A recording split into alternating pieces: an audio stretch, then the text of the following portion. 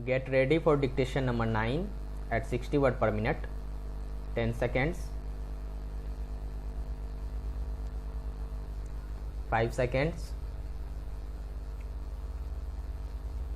Sir, the budget has been variously described and criticized as one that increases the burden of the common man, one which gives concessions to the rich and encourages foreign investments. I agree, sir, that it is all this and much more, but it certainly is not a highwayman's budget. To my mind, sir, the budget is sincere, conscientious, and at the same time it is a bold effort on the part of the finance minister, who is charged with heavy responsibility of finding resources for the 10th 5-year plan.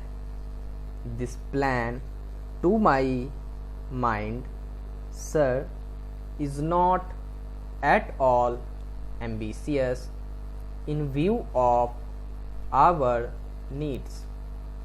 It may be looked upon as a rather heavy demand, but looking to our needs, it is not very ambitious.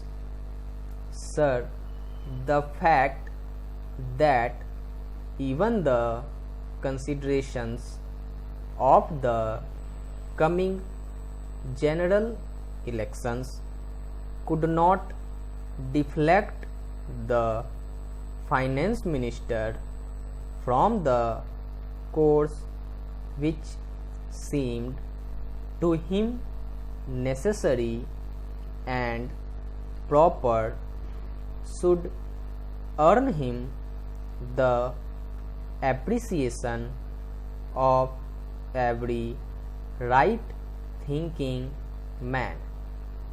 The common man's interest, as I said, is nearer to our hearts than perhaps some others can claim, or at least it is equally nearer to us, and yet there come times in a nation's history when it becomes necessary for the people to postpone the fruits of their labor and enterprise to secure the future.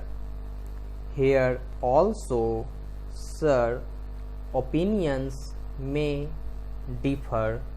According to the Communist Party, such a time came during the last great war when they were exhorting people, the common people, to contribute their full might to the war effort.